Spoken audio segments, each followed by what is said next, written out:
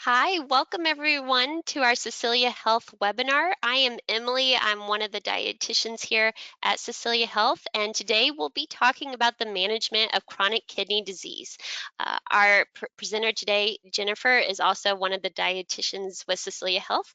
And if you have any technical difficulties, our phone number is at the bottom, 1-800-263-6317. And this program is meant to be more of an interactive discussion. That's why we do these webinars. Jennifer is going to do a short presentation, but there is time at the end where you can ask a question. You'll see on your toolbar, most likely in the right-hand side of your computer, there is a questions tab that you can type in a question at any point, and at the end, Jennifer will be going through those questions and answering them for you. And as a disclaimer here, we know that the information you are about to hear may motivate you to make lifestyle changes, but please do talk with your doctor before making any changes. The Cecilia Health Registered Dietitian will provide strategies to help you manage your chronic kidney disease, and this online Q&A session is intended to give general advice. It's not meant to substitute any personal medical advice and involves the professional opinion of the Cecilia Health Registered Dietitian as well. So our presenter today is Jennifer Wallace. Like I said, she's one of the dietitians here with Cecilia Health. She is focused on helping participants with heart health and chronic kidney disease during her time with Cecilia Health. But in her 15 plus years as a dietitian, she has helped people in several nutrition related areas. Originally from Memphis, Tennessee, Jennifer, her husband, and 3 kids currently live in central Arkansas, and she enjoys her time traveling and doing outdoor activities with her family as well. So I'm going to go ahead and pass it over to Jennifer. Thank you all again for participating today. Thank you so much, Emily, for that introduction. I really appreciate that. And I am excited to be with you guys and share some just overall information about management of chronic kidney disease, otherwise known as CKD. All right, I think next slide, please.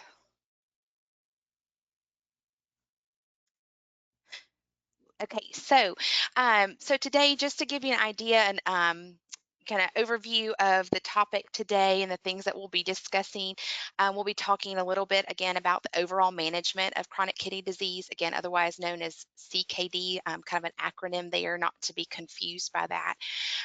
So we'll talk a little bit about management and what that looks like. And before we dive into that, we'll talk a little bit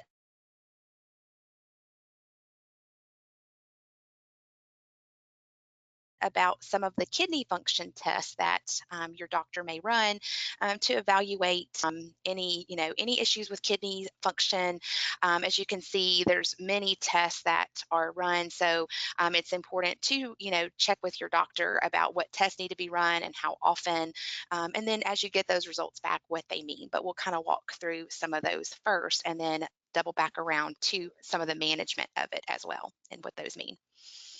So just again, some of the management goals that we will double back around to have to do with delaying or even halting the progression of chronic kidney disease, of CKD, also treating the underlying condition, treating comorbidities and complications that sometimes pair with chronic kidney disease, such as diabetes, hypertension, which is a big name for high blood pressure, hyperlipidemia, which again is another big word for high cholesterol, high triglycerides, and even within that high cholesterol component, your HDL, LDL, and then anemia. That's another one that needs to be treated and kind of addressed with your doctor. And then lastly, planning for long-term kidney replacement if that is needed. So again, we will double back and talk about those after we discuss some of the lab tests that may be run by your doctor. So your doctor, again, monitors your chronic kidney disease or the risk of that. And again, they may run numerous things that evaluate or look at, see how your kidneys are functioning. The first one is the blood urea nitrogen, also known as BUN, and this is made from protein breakdown. So your normal levels can vary, but if it's high, it does usually mean that your kidneys are possibly not working normally. And you can see that 6 to 24 milligrams per deciliter there in the smaller print is considered normal. But again, as I'll say many times, and as Emily said at the beginning, your doctor is your first line to discuss anything that might be abnormal or comes back on a lab report or things like that, to see kind of what is normal, what's outside of normal, and what it all means. Another test that looks at kidney function is your estimated GFR, and that stands for your glomerular filtration rate. Again, it's part of your kidney. It has to do with that function there, and it's calculating your filtration rate because again, just basic process at just the simplest level, your kidney is the filter for your body. So it's looking at how that filtration is working. And so it's based on some different factors there. It's looking at your protein level, it's looking at your age, your gender, size, and race. So again, estimated because it's estimating based on those factors and will, be different for different people. But again, looking at all those factors and calculating that out, if it's less than 60, it could indicate kidney disease. So discussing that with your doctor as well is important. Okay. Another one is the creatinine. So that is a waste product in your blood that comes from your muscles.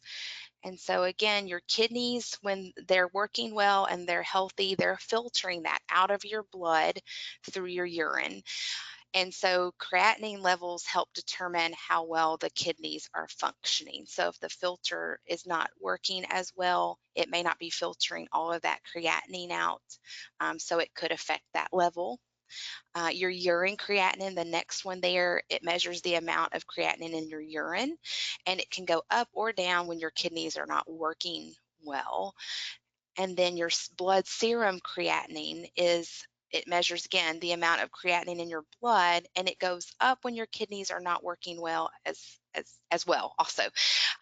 So and I meant to point out, I'm going to go backwards for just a second and just I meant to show the illustration there, or kind of point that out. I do like graphics. I'm a big visual person, so when I can see things in Word and then also in a graphic, it really helps me to understand things. So I like that little graphic there. And then again here, the graphic here for the creatinine does show, your blood and what kind of normal levels are for men and women, and then urine, because you can see that's a urine specimen illustrated there. So it just gives you a graphic there to see what normal levels are.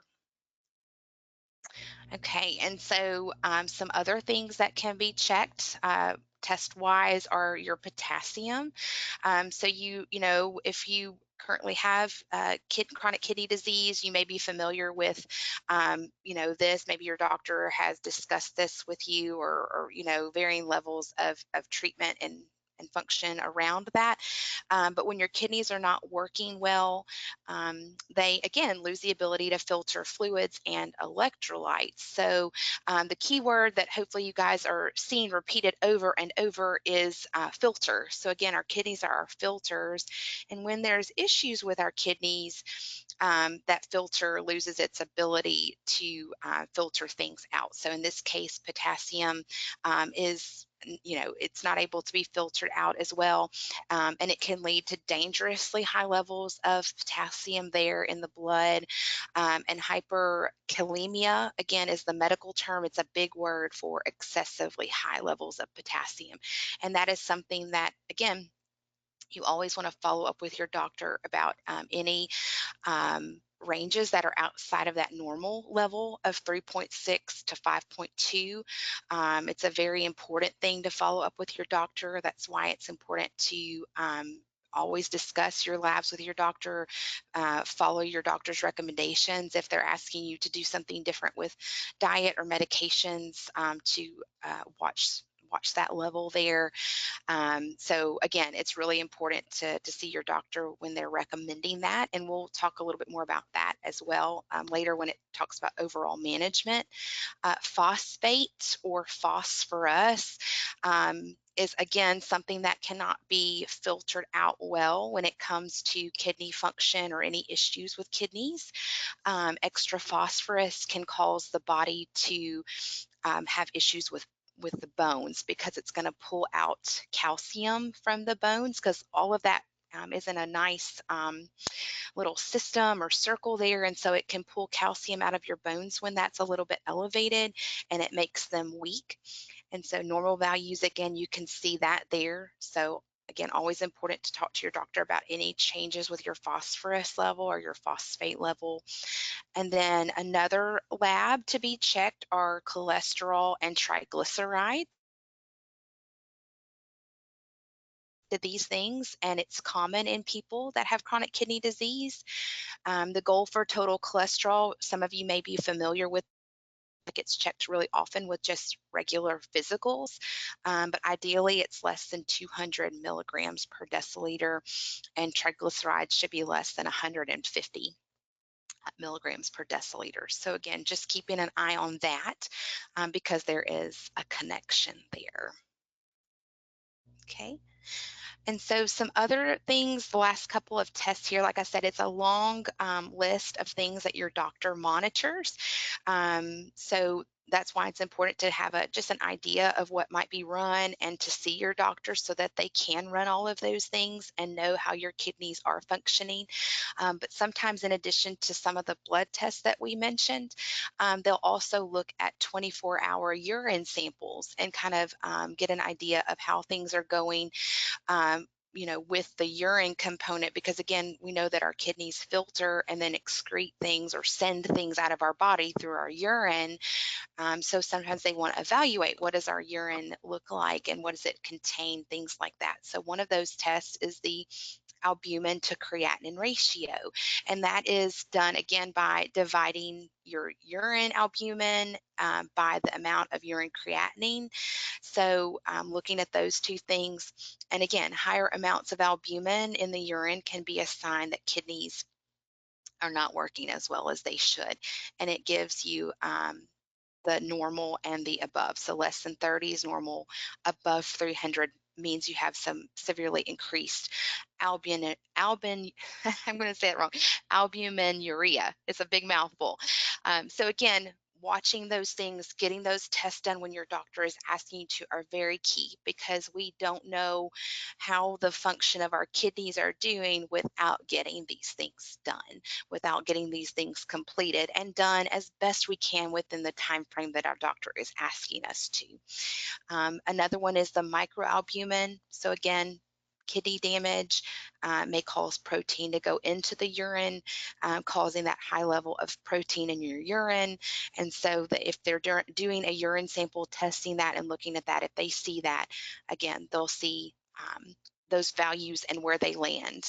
Urine normal sample is 0 to 14, whereas excuse me, I said that, yeah, a random urine sample, normal values are 0 to 14. For 24-hour, it's less than 80. So again, it might be a quick urine sample in the office, and it may be a 24-hour urine that your doctor is looking at. Okay, and so moving on to some things that are kind of additional tied to chronic kidney disease. Some may be blood tests, some may be just some other ways of testing beyond blood or even urine, but are important to kind of have an idea because of their connection with chronic kidney disease. One is an electrocardiogram, otherwise known as an EKG.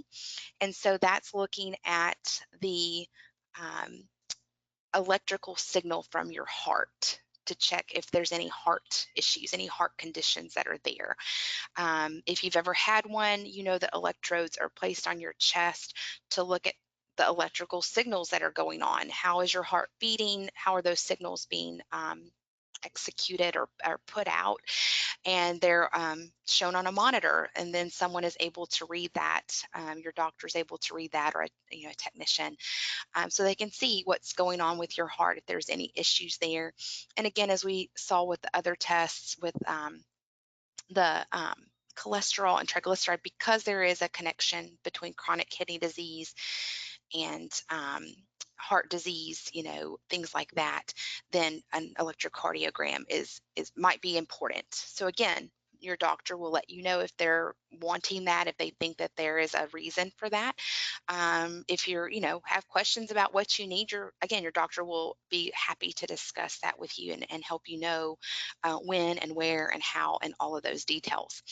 A blood test for glucose, that is another thing that might be done, because this test, whether they prick your finger or take a blood draw, it measures the glucose that's in your blood. Glucose, again, is a type of sugar and your main source of energy. And the reason that they want to know, that your doctor may want to know what that is because when your kidneys aren't working, the urea that builds up that we mentioned just a little bit ago can cause diabetes. So we want to make sure that we are um, seeing if there's any rise in that blood sugar, that glucose level, just to know if it's rising, if there's excess there, so that that can be handled appropriately and addressed. Okay, a test that doesn't require any poking or prodding or samples in a lot of ways are these two things here.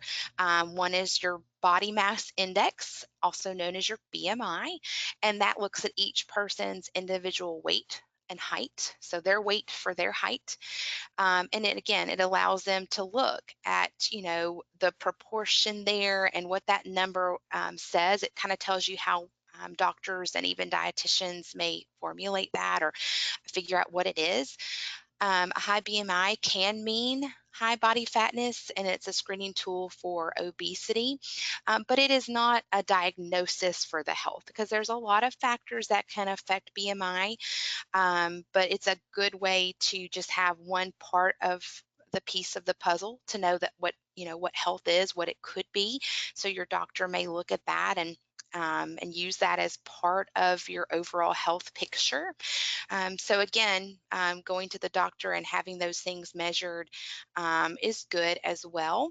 And if you have questions about your BMI and what that number is, talking to your doctor about that, talking about what they would like it to be, that those types of things. Again, your doctor is very, very important in this process. The other one that doesn't really require any poking or prodding really is your blood pressure. Normal blood pressure in adults is less than 120/80. For those that may already have chronic kidney disease, a blood pressure of 130/80 or higher is considered high. So there's a little bit of a difference there.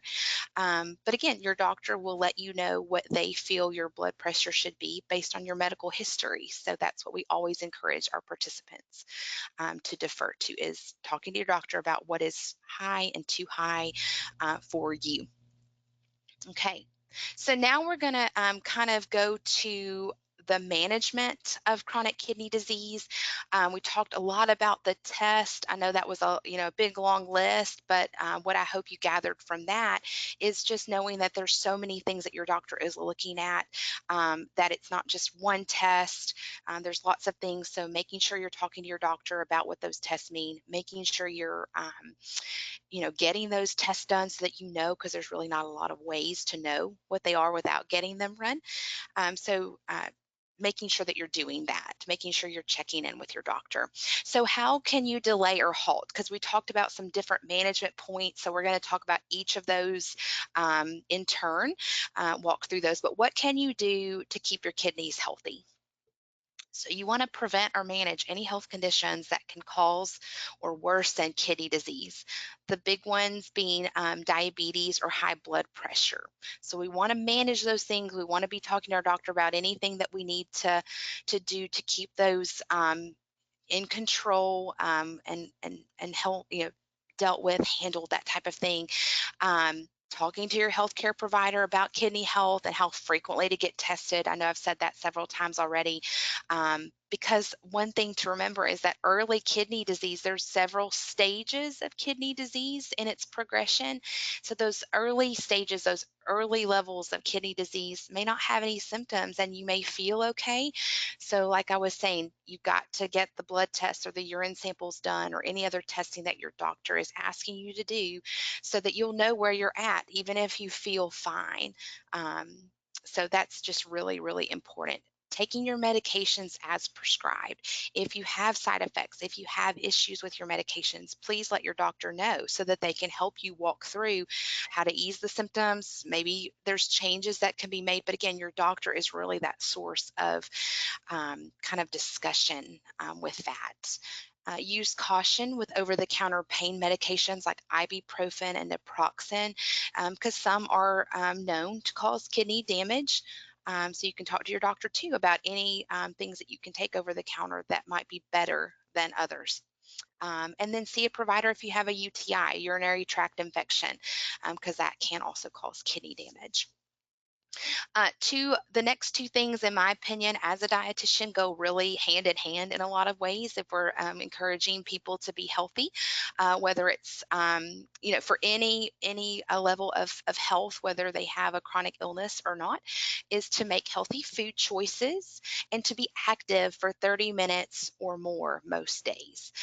So within making healthy food choices with chronic kidney disease, choosing those heart healthy foods, because again, we know that there's a heart health component that ties in with chronic kidney disease. Those things are fruits, fresh or frozen vegetables, whole grains, low fat or fat free, dairy, and things like that.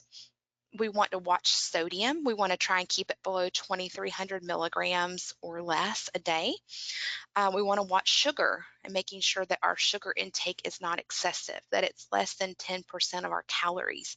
You can use those daily values on your nutrition labels to kind of look and see, oh, okay, that's got a lot of sugar. Maybe I need to choose this one instead. But just being aware, because sugar sneaks in just like salt does into our food.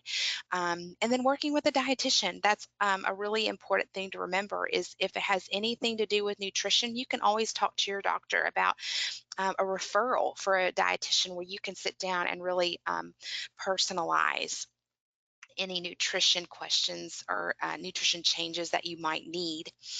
And then being active for 30 minutes. So making sure that you're safe for activity, talking about any limitations that you might have with your doctor, with your physician, and doing things that you enjoy. It's really important if you've got to be active and you've got to do that for your health, choose things that you enjoy because it doesn't need to be drudgery. It doesn't have to be something that is a chore. See it as something, an opportunity to do something fun, maybe with someone else as well for that extra layer of fun. Some other things that you can do to delay or halt, try to aim for a healthy weight. So going back to BMI, that is one way that we can assess if our weight is within a healthy range or not. It's a piece of the puzzle. It's not the whole puzzle. But again, talking to your doctor about what a healthy weight for you is. And if it's maybe not where it should be health wise, how can I get there? What can I do? Can I see a dietitian? Again, that's always an important thing. And I will say that when we're aiming for a healthy weight, the two biggest proponents, things that you can do to get there is to have a healthy diet, make healthy food choices like we mentioned on the last slide, as well as being active. So those are your two things that you want to look at. Those are your biggest proponents. Another thing that you want to do is try to aim for 7 to 8 hours of sleep a night. Sometimes that's difficult. And if it is, that's something that you should talk to your doctor about to see if there's underlying reasons for that and that you could work together to get more sleep. Smoking, if you are a smoker, that is something that is really crucial in working towards is being smoke free, tobacco free, so that way it can help with overall health. But again, it's really important for chronic kidney disease and things like that. Alcohol consumption, trying to limit it to 1 drink a day if you're a woman, 2 if you're a male. And those drinks include, you can see there, 12 ounces of beer, 5 ounces of wine, or 1.5 ounces of liquor. So thinking about that. Two other ways to focus on healthy ways to halt or to delay or halt progression is to manage depression and stress.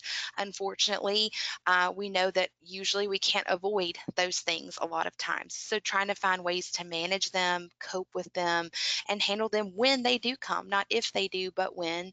And so there's some links there and some ways that you can get that support if you need that, when you need that. So that's important as well. And then treat the underlying conditions. So moving on to the next slide, we can see that one of those conditions, we talked about diabetes being really important and having a big connection with chronic kidney disease. So managing that, meeting blood glucose goals if you have diabetes. To help protect your kidneys, because again, if your kidney is your filter, and your blood glucose goal is higher more often, then your kidneys are probably going to have to work a little bit harder to get rid of that sugar. So trying to help with that as well. So checking your blood sugar at home regularly is very important. Your blood sugar data can help your doctor. So if you're checking it and you're recording it for your doctor, that is so good. That is so important because that's how they know. They can't look into a crystal ball and know what your blood sugars are. So by doing that, it helps them know what your blood sugars are more often, and they can help tailor your diabetes medications and other treatments. Your blood sugar numbers can help guide your decisions about food and exercise. So again, if you're going to have healthy food choices and be active, it's a good idea to know what those blood sugar numbers are, so that you can know, how do I need to make changes or what can I do differently?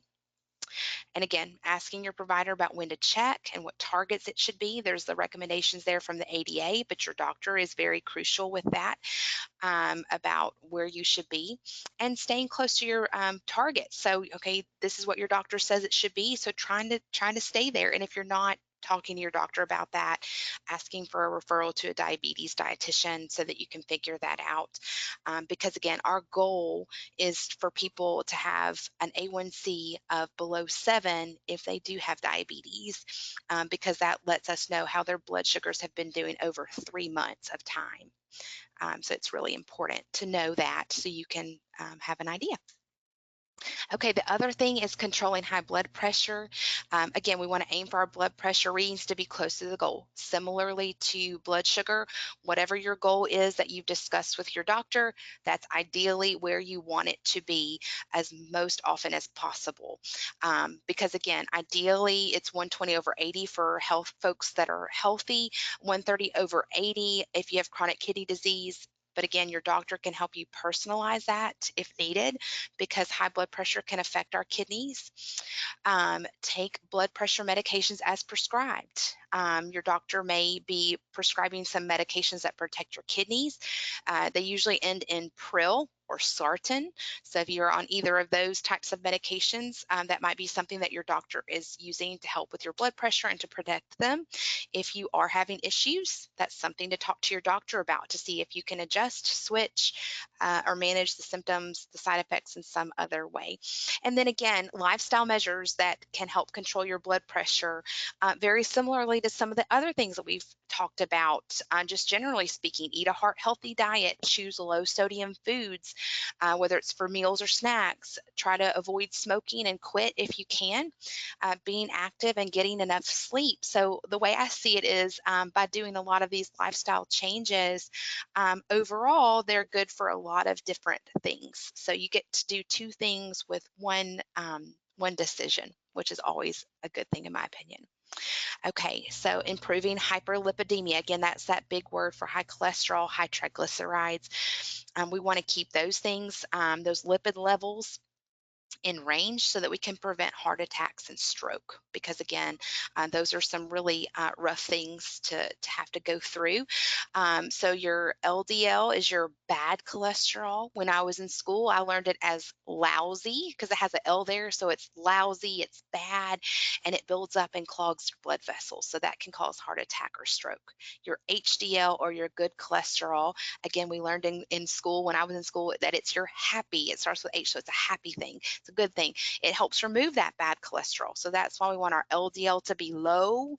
It's lousy, it's bad. We want our HDL to be happy, high, so that it can get that bad cholesterol out. So, and then your triglycerides are a blood fat that can elevate with excess carbohydrate and dietary fat. So all of those things are important to keep in range because of their roles and what they do in our body. So the ways that we want to control those, you can see them there. Eat a diet that's low in saturated fat by monitoring, limiting your animal fat for meat and high fat dairy products. Watch those trans fats. I feel like there was a big push and still is to watch those because they're really not good for us. So I feel like a lot of people have heard that before, but that's by limiting those fried foods, fast foods, and processed baked goods. Minimize your concentrated sugars from sweets, sodas, juices. Be active for 30 minutes or more. So again, we see activity and healthy food choices playing a big role in managing an underlying condition. So by doing these things, you can help all these different areas. High fiber foods like whole grains and legumes, which are beans, peas, lentils. Healthy fats. So it doesn't mean that you can't have any fat, but choose things that are more like olives, olive oil, nuts, seeds, avocados, and then salmon and sardine, those fatty fishes that are a little bit more heart healthy. Take those medications and monitor the lipids in your blood test. So again, asking your physician how often you need to check those and get them checked. Okay, and then this is a complication that can be resulted by chronic kidney disease. They often develop this because, again, your red blood cells, your kidneys make a hormone that tells your body to be making red blood cells. So when you have kidney disease, your kidneys can't make enough of that hormone, that erythropoietin, EPOE. So it reduces your red blood cell count, and those red blood cells are what carry oxygen for our lungs to the rest of our body and gives us energy. So that's really important. If there's an issue there, we want to try and get that adjusted or assisted by talking to our doctor and things like that. So it can happen early in chronic kidney disease, but as the kidneys possibly lose function, it can worsen. So, and you can see the symptoms there: pallor, lethargy, lack of energy, no appetite, dizzy, headache, shortness of breath. And again, how to test for it. Have your hemoglobin level measured as part of your physical so that your doctor can see if there's something up with that, if there's an issue there that needs to be fixed. And how is it treated? Your doctor may either give you a medication that is going to stimulate that erythropoiesis. They help your body make those red blood cells, and they're administered by your doctor as an injection. They also may recommend iron, supplemental iron. So that's needed to make those red blood cells.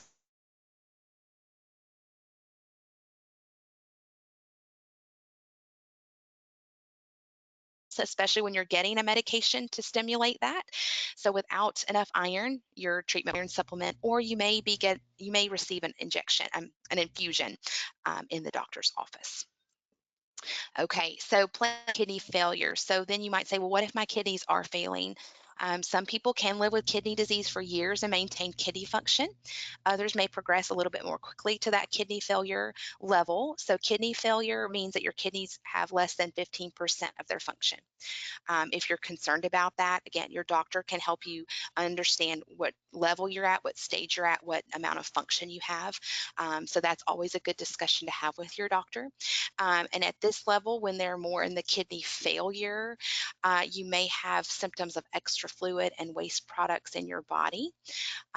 Treatment options that replace that kidney function. So when you're there at that failure level, hemodialysis or peritoneal dialysis are two treatments, as well as a kidney transplant. So again, that's something to discuss with your doctor about what are your options and what should you do. And then end-stage renal disease is kidney failure that is treated by either dialysis or kidney transplant. You want to work with your healthcare provider to discuss those options, again, to select the treatment that feels right. Okay, so when should you start the process? The risk and benefits, again, always have to be weighed. Your doctor is going to be the most important person to start those discussions with. You have to determine if you're eligible for that kidney transplant. Um, and it's time to start that when your doctor says, hey, you might need dialysis within the next few years, 2 to 3 years. So you can work with your provider to begin that process of evaluation at a kidney transplant center, and then you will be placed on a transplant list. Credit for waiting time begins when your GFR, that glomerular filtration rate, one of those tests that we mentioned earlier in the presentation, drops to 20 milliliters per minute or below. So again, there is time on that list, on the transplant list, that they're watching if you drop below that. So that's why it's important to talk to your doctor early on and start that process, because it's a process, so you want to make sure you know all the details and can start that. And then transplant questions. Again, most transplants are successful with more than 90% still working a year later. Success increases if it's performed before dialysis and it requires a living kidney donor, like a relative, a spouse, a friend who agrees to donate their kidney. If you don't have a living donor, you can be added to the national waiting list to get a cadaver kidney from someone who recently passed away. And then a transplant list, waiting times can be long, often years when waiting for a cadaver donor. So again, discussing these things, these questions and concerns with your trusted health professional so that you can know where you need to start and what you need to do. Okay, so now that the presentation has kind of come to an end, I would love to answer any questions that you guys have or create any discussions as needed. Um, you can use the question tab on your toolbar if you have a question, and we can discuss the answer.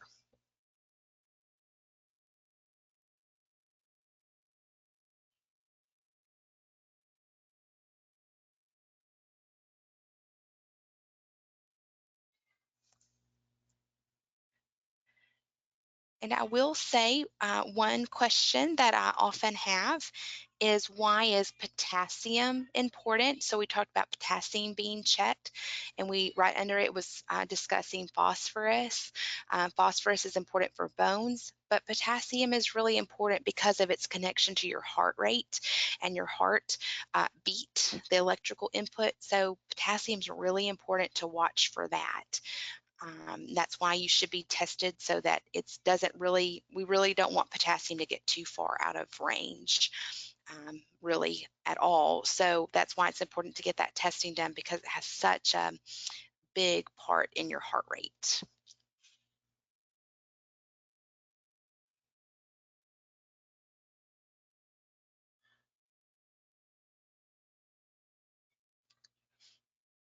And then again, another question that I get often, or that I feel is a good one, is if you are needing some support with stress or depression, and you don't already have some things, some people in your corner, or even if you do, a good thing to do is to start with your insurance company, whomever you use. I know there's a lot of variety of insurances that you guys may be using out there, but to reach out to them and see if they have some mental health or some counselors that they utilize, or a program that they have within your insurance. That might be a good place to start um, for that support as well.